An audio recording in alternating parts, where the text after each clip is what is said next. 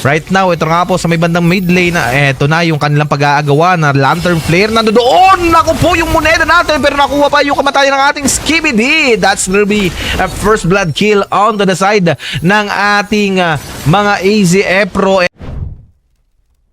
Gumagawa po tayo ng content.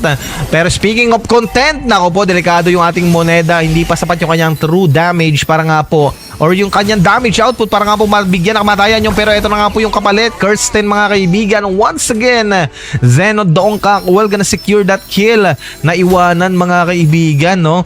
First turtle of the game na doon, pero yung ating Zoro ay nakita na silip dito. Naku po, sumuntok na sa lupa, nakawala yung ating moneda, yung ating pagong, hahabulin yata mga kaibigan ng ating Sora. Naku po, Zoro will gonna secure that retry holder, ladies and gentlemen.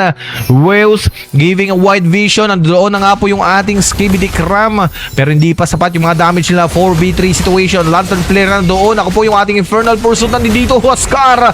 Naku po, nag-blink na yung Zoro natin, may iiwan mga kaibigan. Yangte will gonna secure that kill. Pero ito at ayun na natin, salpukan ng mga buhay. Drishmao makakuha ng kill. Yung ating Kirsten ay tutumba, pero ito nga po, pinasok ni Yangte with a killing spree, pero na-shutdown siya rito ng ating Skibidi. And that's gonna be a 2-4-1, 2-4-2 trade mga kaibigan, ha? Pero na po yung ating Zoro may vision din. Ito nga po yung pag-abante, 2v4 situation with the Raging Sandstorm with a great setup mga kaibigan. Oh my God! Kumbaga early access pa lang.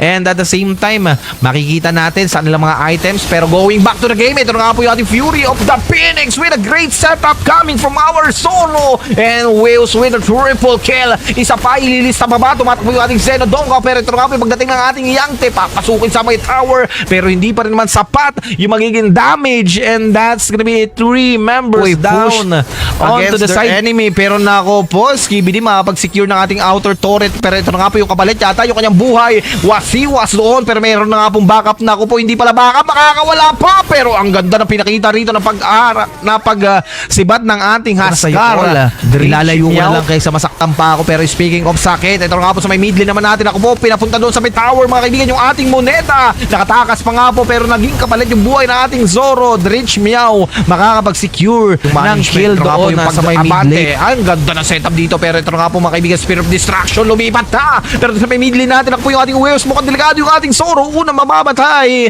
Killing spree para doon sa ating Dritch Meow doon. Habang pagkatapos ng isang kill na yon, yung ating first lord of the game ay mukhang babak na pumasok mga kaibigan yung ating Wales, pero sinalubong na mga bandido na si Yangte and Zeno Dongkak. Naku, nagkamali ng pinasok na street, no? Okay, Spirit Distraction, tumama, lilipat na with the Blazing Duet, nagsabayan, ang sabi, sibat ka lang bala ko. Naku po, Chronotep with that beautiful outplayed. Wow, pero ito nga po yung paghabol ni Moneda. Naku po, na-retry pa, sinabayan mga kaibigan, 1v1 situation, makakuha ba ng double kill? Naku po, ito na nga po yung ating Chronotep, pero nabagsakan na mga palakol. Ilalim. Ito na nga po yung sayawan ng bawat kupunan. Ito na yung ating Zoro, maabante, pero naku po, delikado yung kanyang buhay. Fury of the Phoenix with the Spirit of Distraction.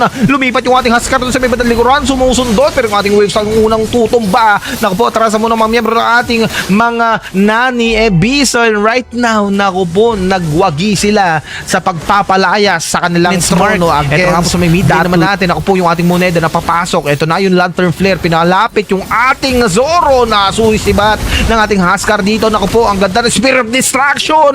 Huascar will gonna secure that kill against our naku po, moneda, delikado with the Raging Sandstorm with a great dodge mga kaibigan. Wales pumapasok, pero ito nga po yung ating mga barangay, pumasok na rin. Ako, delikado yung ating Zeno Dongkak, binibigyan ng mga damage output, pero sa may badalikuran yung ating Huascar, sumusundot lang. Dretch Meow, makuha ng kill. Yangte magiging kapalit dito mga kaibigan, pero ito nga po sa may badalikuran yung ating Chronotep, bumabarel, pero double kill para doon nga po sa ating Dretch. Spirit of Distraction, Dretch makakakuha ng triple kill, and that's gonna be a maniac. Ilista mo mga kaibigan with a 4 members down para nga po sa ating Nani mga kaibigan. Ito nga po yung pag-atake ng ating mga AZ Epro. They want to finish this game or round number 1 against the side ng ating mga Nani Ebiso. And right now, monster kill for our Dritch, hindi nagpapigil with the wipeout.